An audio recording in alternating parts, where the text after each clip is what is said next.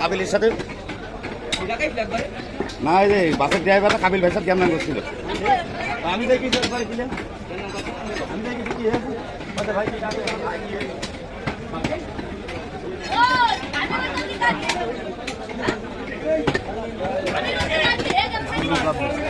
গরু ব্যবসা করে ও চাপ দিয়েছে বাসে দিয়ে সাইডে করে দিয়েছে, এই জন্য কাবিল তার আগা ছিল না। কাবিলকে আগা বাসে চাপ দিয়েছে, সেই বাসে কাবিলে ধরেছে, কথা ভাবে মেরে ফেলালে সবার সময় পাচ্ছে। ওই যে বই ডাঙার বসে আছে শুরু করে পান খাই